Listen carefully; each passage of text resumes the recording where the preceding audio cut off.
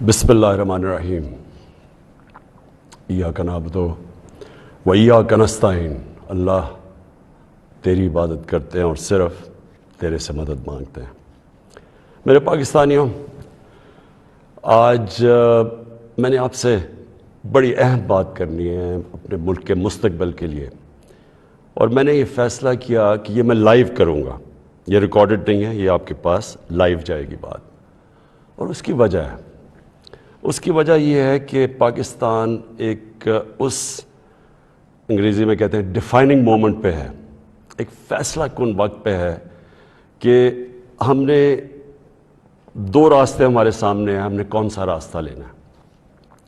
لیکن میں چاہتا ہوں کہ اس سے پہلے یہ میں جو اپنی آپ سے دل کی آج باتیں کروں گا، اس سے پہلے میں صرف اپنی قوم کو بتانا چاہتا ہوں کہ میری طرح کا آدمی پولیٹکس میں آیا کیوں۔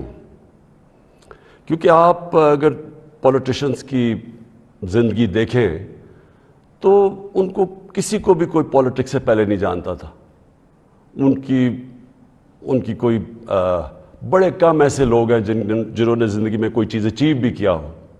قائد اعظم محمد علی جناح بہت بڑے پولیٹیشن تھے، لیکن انہوں نے وہ ایسے تھے کہ سارے ہندوستان کے اندر وہ سب سے بڑے وکیل سمجھے جاتے تھے۔ تو یعنی ان کی حیثیت تھی پولیٹکس پہ آنے سے پہلے۔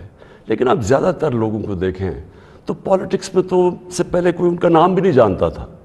تو میں تو وہ ایک خوش قسمت انسان اللہ کا خاص شکر ادا کرتا ہوں کہ مجھے تو اس نے سب کچھ دے دیا تھا۔ یعنی کوئی بھی شاید ہی کسی کو اتنی شہرت ملے، جتنا میری زندگی میں ضرورت تھی اتنا پیسہ میرے پاس تھا، سب کچھ تھا میرے پاس۔ یعنی آج بھی مجھے کوئی کسی چیز کی ضرورت نہیں ہے، اللہ مجھے سب کچھ دے بیٹھا ہے اور میں اس کا بڑا شکر گزار ہوں۔ دیکھیں، میں پاکستان کی پہلی جنریشن تھا۔ ہم وہ جنریشن تھے جو پہلے آزاد پاکستان میں پیدا ہوئے تھے۔ پاکستان میرے سے صرف 5 سال بڑا ہے۔ تو میرے ماں باپ جو تھے، میں بار بار لوگوں کو بتاتا ہوں، وہ ایک غلامی کے دور میں پیدا ہوئے تھے، وہ انگریز کے دور میں پیدا ہوئے تھے۔ اور میں جب تک بڑا ہوتا رہا، کیونکہ انہوں نے پاکستان موومنٹ میں شرکت کی تھی، وہ مجھے ہمیشہ یہ احساس دلواتے تھے کہ تم بڑے خوش قسمت ہو، آزاد ملک میں پیدا ہوئے ہو۔ تمہیں نہیں پتا کہ جو بھی آپ کر لیں غلامی کیا ہوتی ہے، کیونکہ ایک سطح سے اوپر آپ جا ہی نہیں سکتے، کیونکہ اس کے اوپر آپ کے حکمران بیٹھے ہوئے تھے۔ تو ایک جو بھی خوددار لوگ تھے ان کو بڑا برا لگتا تھا یہ جو انگریز کی غلامی تھی۔ تو ہم بڑے ہوئے، میرے بہنیں اور میں، ہمیں یاد ہے کہ بچپن سے یہ بتایا گیا۔ تو جو یہ خودداری ہے نا، یہ ایک آزاد قوم کی نشانی ہوتی ہے۔ اور جب میں نے پولیٹکس شروع کیا، میں آپ کو بتاؤں پولیٹکس میں کیوں آیا تھا۔ میں اس لیے آیا کہ میں ایک تو پولیٹکس کا اسٹوڈنٹ تھا، یونیورسٹیز میں نے پولیٹکس پڑھی ہوئی تھی، پاکستان کی اور دنیا کی پولیٹکس کے اوپر مجھے پتہ تھا، تاریخ کا پتہ تھا۔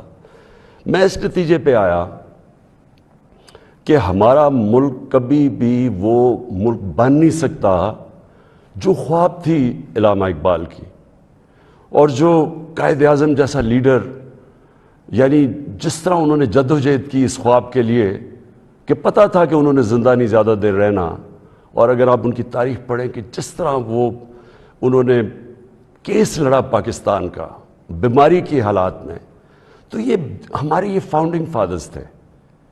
تو جو پاکستان کا مقصد تھا وہ تو ایک بڑا عظیم مقصد تھا کہ ہم نے ایک اسلامی فلاحی ریاست بننا تھا۔ یہ ہماری قرارداد پاکستان میں یہ لکھا ہوا ہے ہمارے فاؤنڈنگ فادرز کا کہ ہم نے جب ہم کہتے ہیں اسلامی فلاحی ریاست تو یہ سیدھا چلا جاتا ہے مدینہ کی ریاست پہ، کیونکہ ہمیشہ مسلمان اس کو ماڈل سمجھتا ہے اپنا۔ جو سنہری دور اسلام کا ہے وہ مدینہ کی ریاست تھی۔ تو جب میں نے 25 سال پہلے پولیٹکس شروع کی تو میں نے اپنی جو ہمارے مینیفیسٹو تھے اس میں 3 چیزیں رکھی: انصاف، اور انصاف پھر میں کوالیفائی کر دوں، انصاف ہوتا یہ ہے کہ طاقتور اور کمزور کے لیے ایک قانون ہوتا ہے، اور جو نبی صلی اللہ علیہ وسلم نے کہا تھا کہ تمہارے سے پہلے بڑی قومیں تباہ ہوئیں، جدھر طاقتور چوری کرے تو اس کو سزا نہ ملے اور صرف کمزور چور، چھوٹا چور جیل میں جائے۔ انہوں نے کہا قومیں تباہ ہو جاتی ہیں۔ تو جس طرح حضرت علی رضی اللہ تعالیٰ نے کہا تھا کہ کفر کا نظام چل جائے گا لیکن ظلم اور ناانصافی کا نظام نہیں چل سکتا۔ تو یہ بیسس ہے ایک انصاف، اور دوسرا انسانیت، رحم ہوتا ہے ایک اسلامی ریاست میں، جو کہ مدینہ کی ریاست میں پہلی فلاحی ریاست بنائی گئی تھی، جو میں بار بار لوگوں کو کہتا ہوں۔ تو یہ میرے دو ایمز تھے، اور تیسرا تھا خودداری۔ ایک مسلمان قوم غلام قوم نہیں بن سکتی۔ جس قوم کا نعرہ تھا پاکستان کا مطلب کیا، لا الہ الا اللہ، لا الہ الا اللہ کا تو مطلب ہی ہے کہ سوائے اللہ کے آپ کسی کے سامنے نہیں جھکتے، وہ شرک ہے۔ سب سے بری چیز اللہ کو لگتی ہے کہ جب آپ کسی کو بھی اللہ کی جگہ پہ رکھتے ہیں۔ تو یہ غلامی جو ہوتی ہے، یہ جب آپ کسی کی بھی پیسے کی غلامی، خوف کی غلامی، یہ سب شرک ہے، کیونکہ لا الہ الا اللہ انسان کو آزاد کرتا ہے۔ یہ تین تھے میرے آج سے 25 سال پہلے۔ آپ دیکھیں کہ میں مینیفیسٹو میں یہ تین چیزیں لکھی تھی۔ مجھے لوگ کہتے ہیں عمران صاحب آپ اسلام کا نام استعمال کرتے ہیں۔ میں اگر میرے میں اللہ ایمان نہ ڈالتا، میں پولیٹکس میں کیوں آتا؟ جس آدمی کے پاس سب کچھ ہے، مجھے یہ بتائے وہ اپنی زندگی کے 22 سال خرچ کرے گا ایک سٹرگل میں، اور 14 سال تو تھوڑے سے لوگوں کے ساتھ تھا، 14 سال تو مذاق اڑتا تھا میرا، تو میں کیوں پولیٹکس میں اتنی دیر کوشش کی جس کے پاس سب کچھ تھا؟ مجھے اتنے لوگوں نے کہا کہ عمران صاحب آپ کو ضرورت کیا تھی پولیٹکس کی؟ میں یہ سچ آپ کو بتا رہا ہوں، بار بار مجھے لوگ کہتے ہیں آپ کو پولیٹکس میں آنے کی کیا ضرورت تھی؟ یعنی صرف آپ کو ضرورت ہی ہو تو آپ پولیٹکس میں آئیں، آپ کوئی نظریے کے لیے نہ آئیں، کوئی آپ کی بڑی ایمبیشن نہ ہو۔ ایک میں اپنے سارے جو، اور خاص طور پہ میں چاہتا ہوں میرے جو نوجوان ہیں وہ آج میرا بڑا غور سے سنے جو میں نے آپ سے بات کرنی ہے۔ دیکھیں، ایک مولانا رومی کی ایک سینگ ہے۔ مولانا رومی کہتے ہیں کہ جب اللہ نے آپ کو پر دیے ہیں تو آپ کیوں چونٹیوں کی طرح زمین پہ رینگ رہے ہیں؟ اس کا مطلب یہ ہے کہ اللہ نے ہمیں اشرف المخلوقات بنایا ہے، سب سے بڑی مخلوق، فرشتوں سے اوپر درجہ دیا ہمیں۔ فرشتوں کو کہا انسان کے سامنے جھکو، اور شیطان کو اس لیے نکالا گیا، وہ عبادت بڑی کرتا تھا، اس نے ان کا حکم نہیں مانا، اس میں تکبر تھا، اس نے کہا میں نہیں جھکتا۔ اللہ نے ہمیں پر دیے ہیں۔ مسئلہ ہمارا یہ ہے کہ ہم، کیونکہ ہمارے میں ایمان کی کمی ہوتی ہے، کیونکہ ہم اور خداؤں کی پوجا کرتے ہیں، جو سب سے بڑا جو شرک ہے وہ پیسے کی پوجا کرتے ہیں، خوف کی پوجا کی، جو وہ بڑی سپر پاور ہے، اور اگر ہم نے یہ نہ کیا تو ہم تباہ ہو جائیں گے۔ یہ خوف کا بت ہے۔ ہم انسان چونٹیوں کی طرح رینگتا رہتا ہے۔ تو پاکستان، میں نے اس کی اونچ نیچ دیکھی ہے۔ ہم نے شروع میں، ہم چھوٹے تھے، ہمیں یاد ہے جب پاکستان ایک تیزی سے اوپر جا رہا تھا، ہماری مثالیں دی جاتی تھیں۔ میں جب اسکول میں تھا پاکستان کی مثال دی جاتی تھی، یہ ساؤتھ کوریا پاکستان آیا تھا سیکھنے کے لیے کہ کیسے آگے بڑھا ہے۔ ملیشیا کے شہزادے میرے ساتھ اسکول میں پڑھتے تھے، یہاں سیکھنے آتے تھے۔ سارا مڈل ایسٹ سے لوگ یہاں پاکستان کی یونیورسٹیز میں آتے تھے۔ ہم اوپر جا رہے تھے، ہمارا ماڈل لوگ دیکھتے تھے، مثال دی جاتی تھی۔ میں نے اس کو نیچے آتے دیکھا، اور میں نے اس کو ذلیل ہوتے دیکھا اپنے ملک کو، اور میں اس کے اوپر ابھی آتا ہوں کیونکہ جو میرے والد تھے، مجھے یاد ہے اپنے آخری دنوں میں جو ہمارے پر یہ وار آن ٹیرر کے اندر جس طرح کی پاکستانیوں کو ذلت ملی، پاکستانیوں کو میں خاص طور پہ کہہ رہا ہوں، لیکن اوور آل اسلاموفوبیا بھی تھا، لیکن پاکستانیوں کو ذلت ملی۔ تو میں جو آج آپ سے بات کرنا چاہتا ہوں وہ یہ کہ دیکھیں، اللہ نے جو ہمارے اندر اتنی صلاحیتیں دی ہیں اشرف اس کی عظیم مخلوق پہ، لیکن اسے کنڈیشن لگائی ہوئی ہے۔ اس نے کہا ہے کہ تم نے اگر اوپر اڑنا ہے نا، جو اقبال نے اپنا شاہین کا کانسیپٹ دیا ہے کہ شاہین کیسے اقبال کا تھا، وہ تب اوپر جاتا ہے جب وہ ریزسٹنس کے سامنے کھڑا ہوتا ہے، جب وہ مقابلہ کرتا ہے، جب وہ اپنے آپ کو مشکل وقت سے گزارتا ہے۔ ہم نماز میں صرف ایک ہی چیز مانگتے ہیں جب 5 وقت کی نماز پڑھتے ہیں کہ اللہ ان کے راستے پہ لگا جن کو نعمتیں بخشیں، ان کے نہیں جو اپنے تباہی کے راستے پہ چلے گئے۔ تو جو نعمتیں بخشیں، اور وہ نبی صلی اللہ علیہ وسلم اللہ کے حبیب تھے سب سے زیادہ، تو ان کو نعمتیں بخشیں، تو ان کا آسان راستہ نہیں تھا، لیکن ان کی عظمت کا راستہ تھا۔ میں اس لیے پاکستان کے اندر سیرت نبی اپنے بچوں کو پڑھانا چاہتا ہوں۔ کیوں نبی کی سیرت پڑھیں؟ کیونکہ وہ دنیا کی تاریخ میں سب سے عظیم انسان وہ تھے، تو ان کے راستے پہ اللہ کیوں ہمیں کہتا ہے چلو؟ کیونکہ وہ عظمت کا انسان کا راستہ ہے۔ ہم پکڑ لیتے ہیں دوسرا راستہ جو ہم سمجھتے ہیں کہ بڑا آسان راستہ ہے۔ اچھا جی، وہ فلانا نے حکم دے دیا، ہم تباہ ہو جائیں گے، اگر اس نے وہ فلانا ملک ناراض ہو گیا تو ہمارا یہ ہو جائے گا۔ ہم رینگ رہے ہیں زمین کے اوپر، ہم چونٹیوں کی طرح رینگ رہے ہیں۔ تو میں سب سے پہلے کہ جب میں نے 25 سال پالیٹکس شروع کی تو میں نے کبھی، آپ میری کوئی سٹیٹمنٹ پڑھ لیں، میں نے ہمیشہ ایک چیز کہی، نہ میں کبھی کسی کے سامنے جھکوں گا اور نہ اپنی قوم کو کسی کے سامنے جھکنے دوں گا، یعنی اپنی قوم کو کسی کی غلامی نہیں کرنے دوں گا۔ یہ 25 سال کوئی میری سٹیٹمنٹس ابھی آپ دیکھ لیں، کوئی پرانی میری ویڈیوز ہیں، کبھی اس سے پیچھے نہیں ہٹا میں۔ جب میں اقتدار مجھے ملا تو میں نے تب فیصلہ کیا کہ ہماری فورن پالیسی آزاد ہوگی۔ آزاد فورن پالیسی کا مطلب ہوتا ہے کہ وہ فورن پالیسی جو پاکستانیوں کے لیے ہوگی، ہمارے مفادات کے لیے ہوگی۔ اس کا قطعی یہ مطلب نہیں ہے کہ ہم کسی سے دشمنی کریں گے، ہم کسی کو کے خلاف ہوں گے، ہم کوئی اینٹی امریکن ہوں گے یا اینٹی انڈیا ہوگا یا اینٹی یورپین ہوں گے۔ میں تو سب سے پہلے، میں وہ پاکستانی ہوں، سب سے زیادہ ہندوستان کے اندر جو جانتے تھے اور جو رسپیکٹ اور میری دوستیاں تھیں وہ میں پاکستانی تھا، کرکٹ کی وجہ سے۔ میں امریکہ کو بڑی اچھی طرح جانتا ہوں، ان کے پولیٹیشنز، ان کے لوگوں کو جانتا ہوں۔ انگلینڈ کو تو آپ اس طرح کہ میرا دوسرا گھر تھا ایک وقت، تو میں تو جانتا ہوں۔ میں نے کبھی یہ نہیں، کبھی کسی بھی انسانی معاشرے میں کبھی اس کے خلاف ہو ہی نہیں سکتا۔ ہاں، ہم ان کے اندر جو ان کی غلط پالیسیز ہے اس کی میں تنقید کرتا ہوں۔ میں نے جب پاکستان نے شرکت کی وار آن ٹیرر میں، یعنی جب جنرل مشرف ہمیں امریکہ کی جنگ میں لے کے گئے، میں اس میٹنگ میں تھا، میں اس کمرے میں تھا، اسی کمرے کے اندر سارے پولیٹیشنز بیٹھے ہوئے تھے، جس کے اندر ہیڈز آف پارٹیز بلائے تھے، جس طرح باقی بھی تھے، میں بھی تھا۔ اسی کمرے کے اندر ہمیں کہا گیا کہ جی اگر ہم نے امریکہ کی حمایت نہ کی تو انگریزی کا لفظ وونڈڈ بیئر کی طرح ہیں، ایک زخمی ریچھ کی طرح ہیں، وہ ہمیں نہ غصے میں شاید ہمیں نہ مار دیں۔ اور مجھے یاد ہے میں نے بار بار میڈیا پہ، پارلیمنٹ میں، ہر جگہ میں نے کہا کہ ہمارا اس جنگ سے کوئی لینا دینا نہیں تھا، 9/11 میں کوئی پاکستانی ملوث نہیں تھا۔ ہمیں کیا ضرورت ہے کہ ہم اپنے ملک کو کسی کی جنگ میں لے جائیں؟ ہاں، ہم ان کی مدد کریں، اگر ان کے ملک میں دہشت گردی ہوئی ہے، ہم دہشت گردی کے خلاف ہیں، ہمیں ان کی مدد کرنی چاہیے۔ لیکن کیا اس کا مطلب یہ ہے کہ ہم پاکستانیوں کو قربان کر دیں کسی کی جنگ میں؟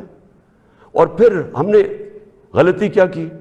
سب سے بڑی جو جنرل مشرف نے غلطی کی، 80 کی دہائی میں ہم نے پاکستان فرنٹ لائن سٹیٹ بن گیا جی کہ ہم امریکہ کے حمایتی ہیں، ہم اس کے ایلائی ہیں، ہم سوویت یونین کے خلاف جہاد لڑ رہے ہیں، اور ساری جہاد پاکستان کے قبائلی علاقے سے لڑی گئی، اور باہر سے لوگ ہم نے بلائے اور ہم نے ان کو ٹرین کیا، اور یہاں سے مجاہدین گروپس گئے، ہم نے ان کی پوری حمایت کی، ان کو بتایا کہ فورن آکوپیشن، کیونکہ ہم اس لیے لڑ رہے ہیں کہ افغانستان کے اوپر فورن آکوپیشن ہے، اس لیے ہم لڑ رہے ہیں جہاد، اور سارے ہمیں بتایا گیا کہ کتنا بڑا پاکستان بڑا رول پلے کر رہا ہے۔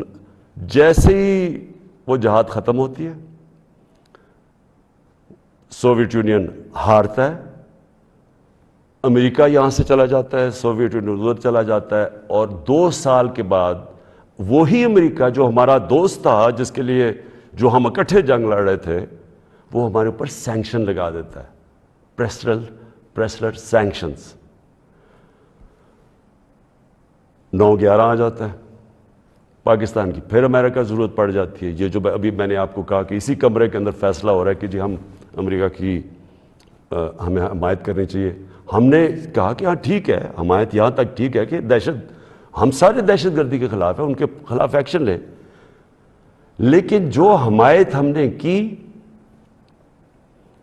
جو پاکستانیوں کی جانوں کی قربانی دی گئی, کسی اور امریکہ کے ایلائی نے اس طرح کی قربانیاں نہیں دی.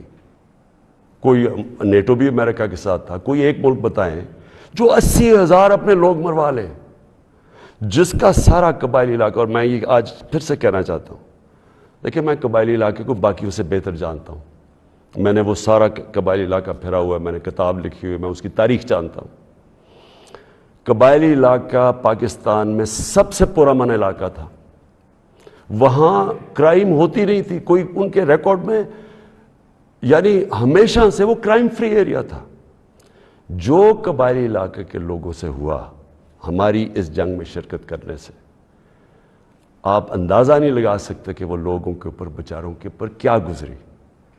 وہاں لوگ مارے گئے, وہ ادھر سے لوگ کھڑے ہو گئے, جن لوگوں کو, اب سوچیں ہم لوگوں کو کہہ رہے ہیں کہ جہاد کرنا اگر باہر سے آکوپیشن ہو وہ سب سے عظیم چیز ہے, اور اب امریکن جب وہاں پہنچ گئے تو ہم نے کہا نہیں اب دہشت گردی ہے.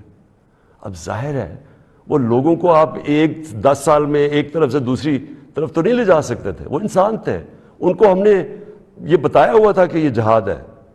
وہ جب انہوں نے پاکستان کے خلاف شروع ہو گئے, اور وہ جو پرانے جہادی گروپس ٹرین کیے تھے وہ بھی پاکستان کے خلاف ہو گئے, تو اس سے انہوں نے ہمیں کہا کہ ہم کولیبریٹرز ہیں امریکہ کے. جہاں جو پاکستان میں خود کش حملے ہوئے, جو قبائلی علاقہ اجڑا گیا, جو یہاں میں پتہ نہیں کتنے ہسپتالوں میں گیا, میں تو جو لوگ بچ گئے تھے, کسی کی ٹانگیں نہیں ہیں, کوئی چل نہیں سکتا, کسی آنکھیں نہیں ہیں, ہاتھ اڑے ہوئے ہیں. تو اس ساری جو ہم نے جب اس کی اتنی زیادہ قربانیاں دی اپنے ملک کی, اس کا کوئی کریڈٹ ملا پاکستان کو؟ کیا کسی نے کہا کہ آپ نے بڑا زبردست کام کیا, شکریہ پاکستان؟ یہ نہیں ہوا. وہاں سے آوازیں آنی شروع ہو گئیں, افغانستان کی, یہ افغانستان آزاد ہونے سے پہلے کی بات کر رہا ہوں میں, کہ جی پاکستان کی دوگلی پالیسی کی وجہ سے وہ نہیں جیت سکتے. یہاں ہمارے لوگوں کو بار بار کہا گیا کہ ڈو مور, کہ ابھی آپ نے اور نہیں کیا. ڈرون اٹیکس ہوئے, ڈرون اٹیکس میں جتنے بے قصور لوگ مارے گئے, مجھے یاد ہے میں گیا وہاں باجوڑ میں ڈرون اٹیک ہوا, 80 مدرسے کے بچے مار دیے. شادیوں کے اوپر ڈرون اٹیک ہو رہا ہے. تو پاکستان کس عذاب سے گزرا, کہ میں بیک گراؤنڈ اس لیے دے رہا ہوں کیونکہ آپ کو پتہ ہونا چاہیے کہ میری آج پالیسی کیا ہے. کیا جو تنقید ہو رہی ہے کہ جی عمران خان, یہ جو ہمیں ڈاکیومنٹ ملی ہے, پہلے میں بیک گراؤنڈ آپ کو بتا دوں کہ یہ سارے وقت میں اس کی مخالفت کرتا رہا. آپ مجھے طالبان خان انہوں نے کہا, جب میں یہ کہتا تھا کہ یہ پاکستان کی جنگ نہیں ہے اور یہ جو ہو رہا ہے یہ ظلم ہو رہا ہے, یہ جو ڈرون اٹیکس کے خلاف میں نے مظاہرے کیے, واحد پولیٹیشین تھا, میں نے دھرنے دیے ڈرون اٹیکس کے خلاف, میں نے وزیرستان مارچ کی, باہر سے ہیومن رائٹس امریکہ سے آرگنائزیشن آئی, انہوں نے میرے ساتھ حمایت کی. ایک کلائیو اسٹیڈٹ اسمتھ تھا وکیل, اس نے میرے ساتھ آ کے یہ حمایت کی کہ یہ اتنا بڑا ظلم ہے. کوئی ہمارے سینئر پولیٹیشین لیڈرز نے کوئی بات نہیں کی, ڈرے ہوئے ہیں, خوف زدہ, کہیں امریکہ نہ ناراض ہو جائے.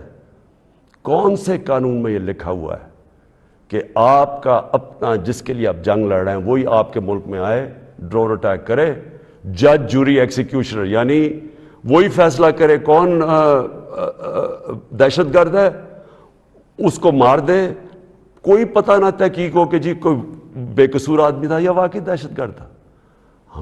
ہماری حکومتوں نے پوری طرح اس جرم میں شرکت کی, اور جو وہاں کے جن کے رشتہ دار مرتے تھے, جن کے کوئی بے قصور لوگ, عورتیں, بیوی, گھر مرتے تھے, وہ ہمارے اوپر پھر حملے کرتے تھے. وہ ہمیں سمجھتے تھے کہ ہم ان کی مدد کر رہے ہیں جو کہ ان کے اوپر ظلم کر رہے ہیں. تو لہٰذا ہر طرف پاکستانیوں نے سفر کیا. تو میں جب حکومت ملی تو میں نے پہلے دن سے یہ کہا کہ پاکستان کی فارن پالیسی پاکستان کے لوگوں کے لیے ہوگی. ہم کوئی ایسی فارن پالیسی نہیں بنائیں گے جو کہ کسی اور کی تو بہتری ہو لیکن ہمارے ملک کو نقصان پہنچے.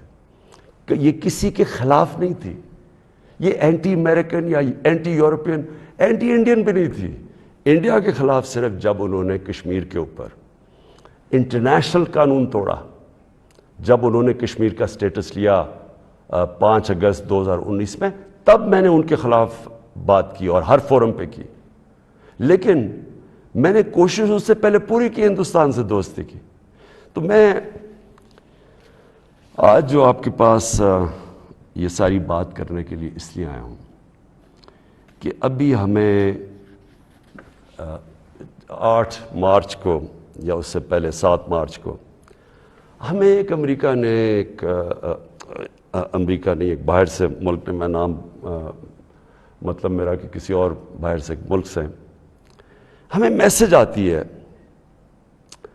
اور میں اس لیے آپ کے سامنے یہ میسج کی بات کرنا چاہتا ہوں اور میں اس لیے لائیو بھی کر رہا ہوں کہ یہ ایک کسی آزاد ملک کے لیے جس طرح کی ہمیں میسج آئی ہے, یہ ہے تو پرائم منسٹر کے خلاف ہی صرف, لیکن یہ ہماری قوم کے خلاف ہے. مجھے جو اس سے سب سے زیادہ تکلیف ہے وہ یہ نہیں ہے کہ یہ اس میسج میں واضح یہ لکھا ہوا ہے کہ جناب اگر یہ جو عدم اعتماد, اور ان کو پہلے سے پتا تھا, ابھی اعتماد یا درج نہیں ہوئی تھی, ان کو پہلے سے پتا چل گیا کہ عدم اعتماد کی آ رہی ہے پاکستان کے اندر, یہ اپوزیشن رکھنے لگے. تو اس کا مطلب کہ یہ جو ہو رہا تھا یہ پہلے سے ہی ان کے باہر کی لوگوں سے رابطے تھے. اچھا, اس میں پھر مزیدار چیز یہ ہے کہ وہ یہ پاکستان کی قیادت یا پاکستان کی گورنمنٹ کے خلاف نہیں ہے, وہ صرف عمران خان کے لیے. وہ یہ کہتے ہیں کہ ہمیں, اور ایک بہانہ مارتے ہیں کہ ہمیں کیوں غصہ پاکستان پہ, لیکن کہتے ہیں کہ وہ غصہ تب بالکل ٹھیک ہو جائے گا, ہم معاف کر دیں گے پاکستان کو اگر عمران خان یہ عدم اعتماد کی یہ ہار جاتا ہے. یعنی اگر عمران خان چلا جاتا ہے تو پاکستان کو معاف کر دیتے ہیں, لیکن اگر یہ عمران خان کے خلاف فیل ہو جاتی ہے تو پھر پاکستان کو ایک مشکل وقت کا سامنا کرنا پڑے گا.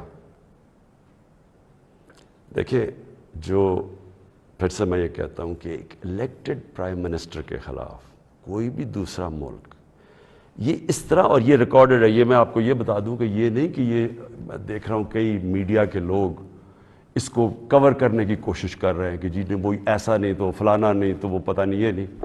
یہ آفیشیل ڈاکیومنٹ ہے جو گورنمنٹ آف پاکستان کو, ہمارے ریپرزینٹیٹیو امبیسڈر کو نوٹس لے رہے تھے لوگ, جس میں یہ کہا گیا, اور یہ کہا بیسکلی یہ کہا گیا کہ اگر عمران خان رہتا ہے وزیر اعظم تو ہم آپ کے ساتھ ہمارے آپ تعلقات بھی خراب ہو جائیں گے اور آپ کو مشکلوں کا سامنا کرنا پڑے گا. تو میرا سب سے اپنی قوم سے آج یہ سوال ہے کہ کیا یہ ہماری حیثیت ہے, 22 کروڑ کی ہم قوم ہیں, کہ ہمیں ایک کوئی باہر کا ملک, اور کوئی وجہ بھی نہیں بتا رہا, کوئی اس میں کوئی وجہ نہیں, بس یہ کوئی ایک چیز بتا دی کہ جی وہ عمران خان نے اکیلا کو فیصلہ کیا ہے روس جانے کا, حالانکہ جب رشیا جانے کا فیصلہ تھا اس کے اندر ہماری ساری فارن آفس کی پوری مشاورت تھی, ہماری ساری عسکری قیادت کی مشاورت پوری تھی. میں نے بلکہ فارن سیکرٹریز کو اسی کمرے میں بلایا جو پرانے ریٹائرڈ تھے, ان سے ہم مشاورت کر کے گئے. لیکن اس کے اندر لکھا ہوا ہے کہ نہیں, صرف وہ ہمارا ایمبیسڈر ان کو بتا رہا ہے کہ نہیں یہ مشاورت سے, اس نے کہا نہیں یہ صرف عمران خان کی وجہ سے گیا.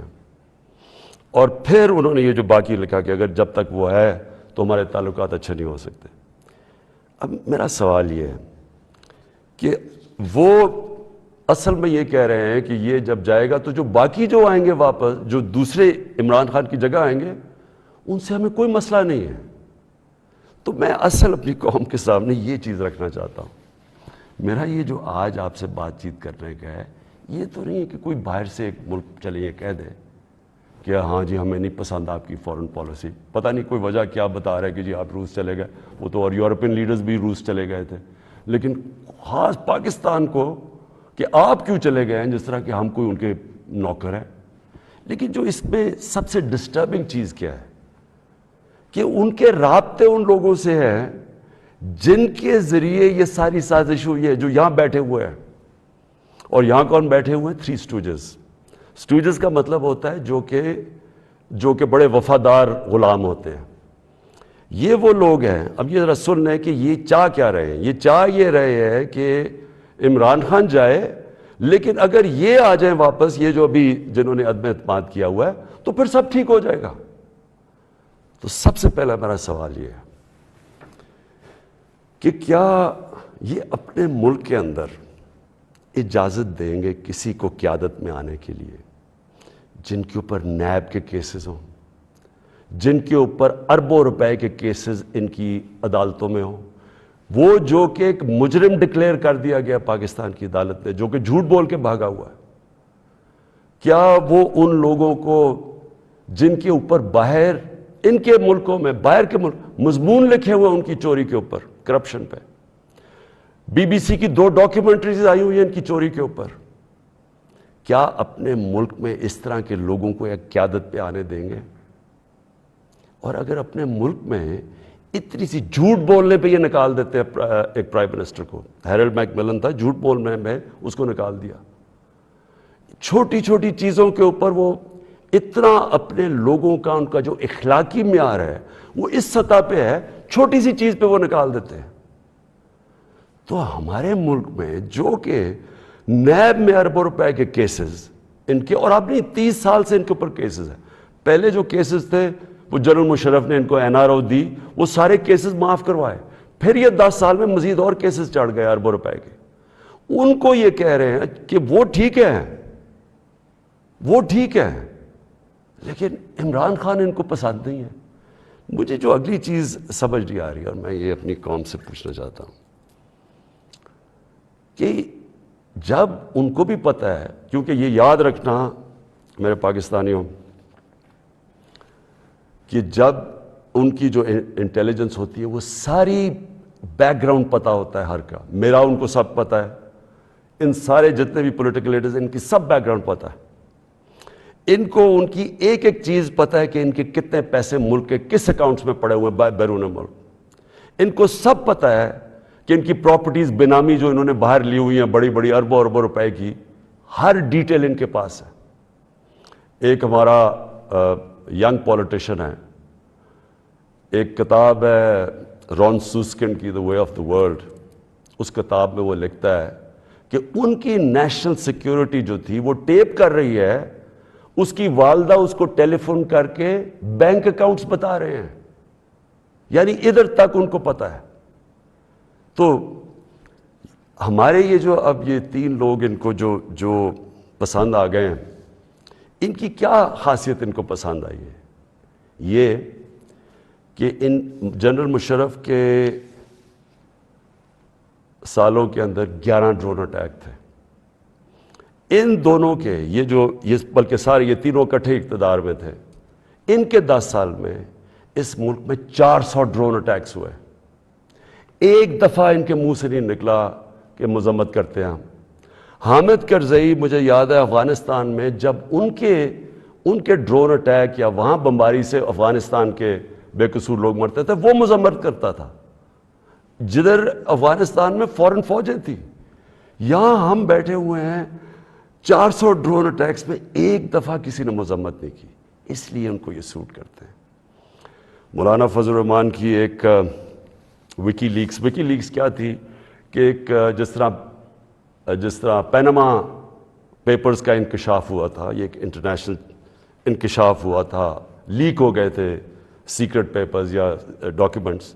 تو پینما جو وکی لیکس میں وہ انکشاف ہوتا ہے کہ جو پاکستان کے اندر امریکی ایمبیسڈر تھی این پیٹرسن, اس کو مولانا فضل الرحمان، مولانا نہیں، فضل الرحمان، اس کو فضل الرحمان کہتا ہے کہ مجھے موقع دے دے، میں بھی وہی خدمت کروں گا جو باقی آپ کی خدمت کرتے ہیں.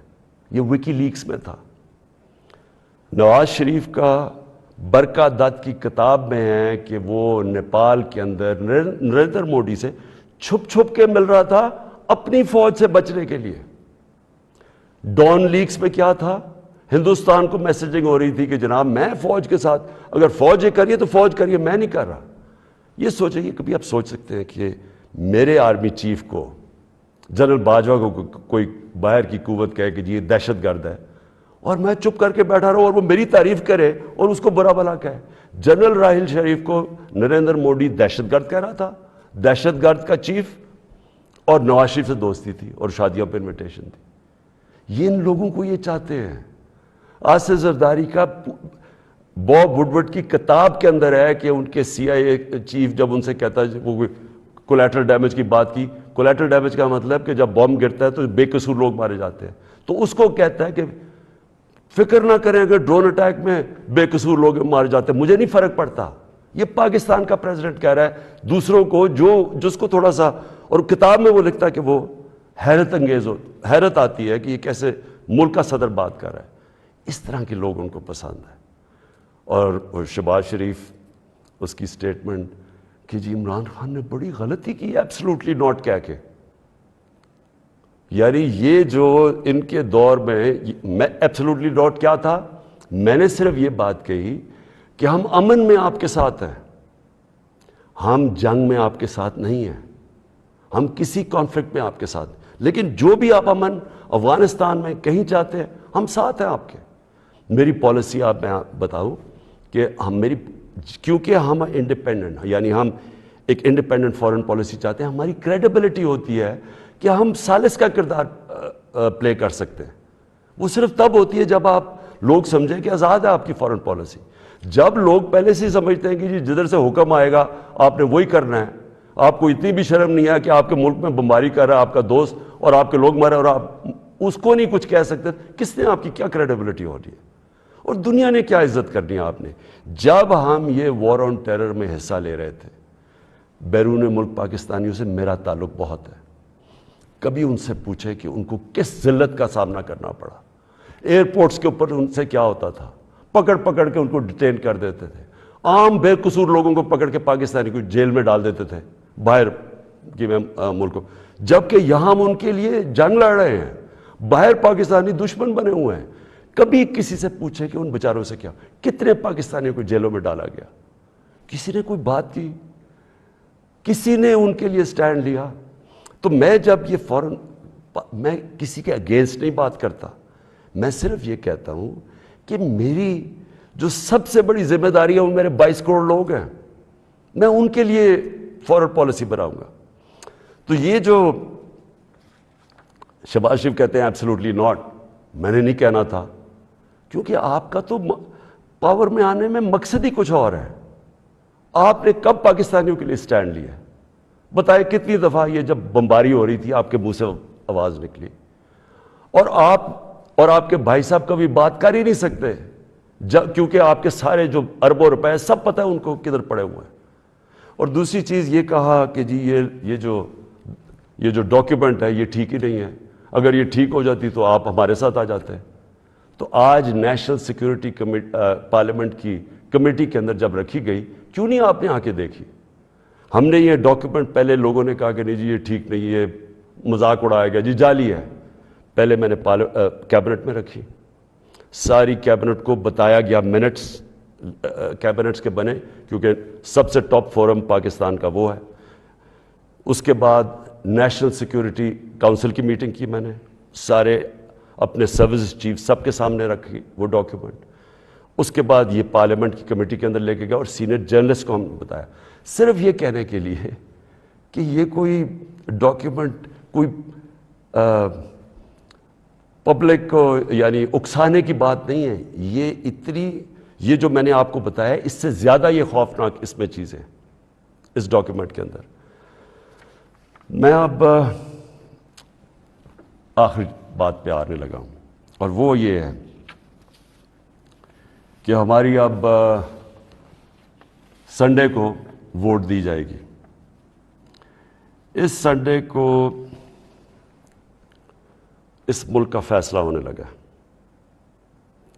کہ یہ ملک کس طرف اب جائے گا.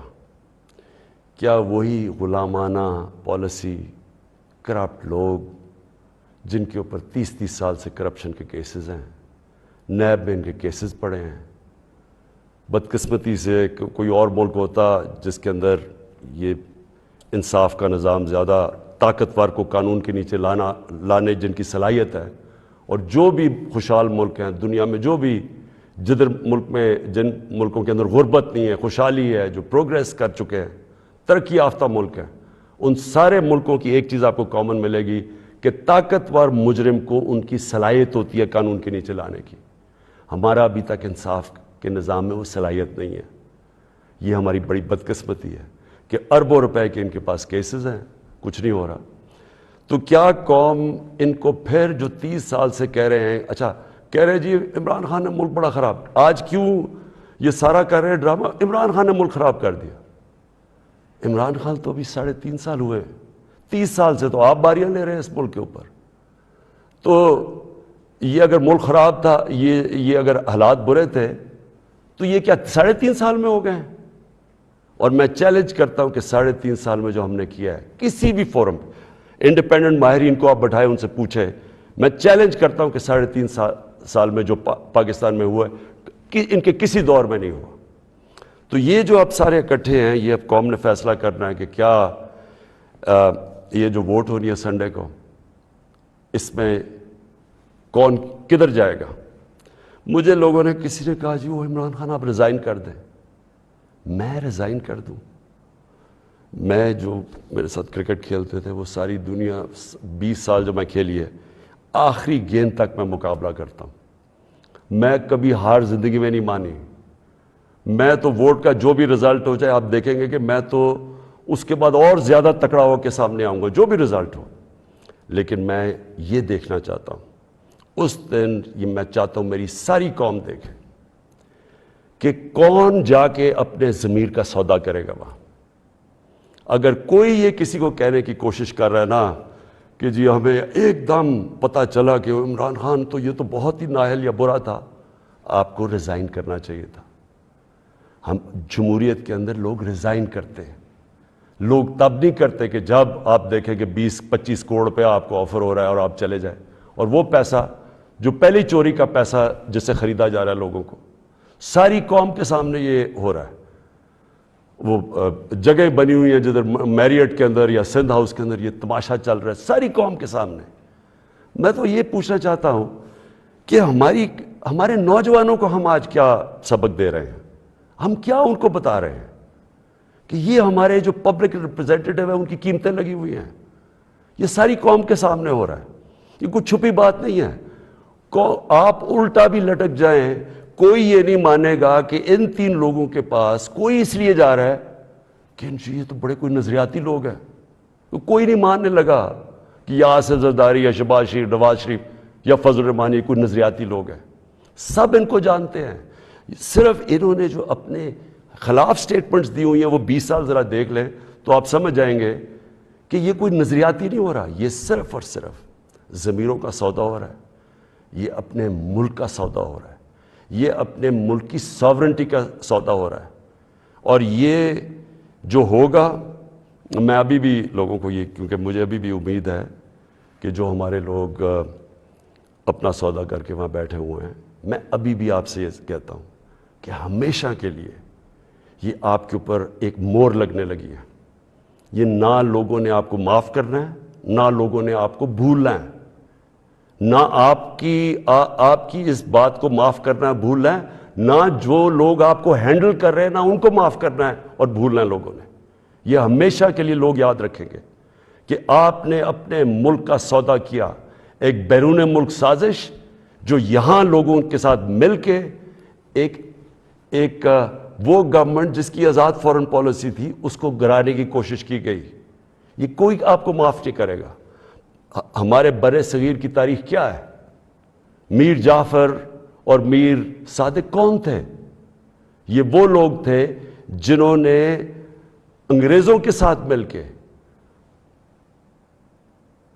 بنگال کو غلام بنایا، انگریزوں کے ساتھ مل کے سراج الدولہ کو مروایا، اور اپنی ذاتی مفادات کے لیے اپنے قوم کو غلام بنایا، اور دوسرے نے ٹیپو سلطان کو اس سے غداری کی، انگریزوں کے ساتھ مل کے اپنی قوم کو غلام بنایا۔ یہ موجودہ آپ کے میر جعفر اور میر صادق ہیں، باہر کی قوتوں کے ساتھ مل کے ایک ملک کے اندر یہ وہ چینج لے کے آ رہے ہیں جو کہ یاد رکھیں، میں پھر ریپیٹ کرتا ہوں، ساری زندگی یہ قوم آپ کو بھولنے نہیں دے گی۔ یہ وہ آپ کرنے جا رہے ہیں جو آنے والی ہماری نسلیں آپ کو معاف نہیں کریں گی۔ اور میں آپ کو یہ بھی بتا دوں آج کہ اگر آپ کا یہ خیال ہے کہ یہ سازش کو کامیاب ہونے دیں گے، میں اس کے سامنے کھڑا ہوں گا۔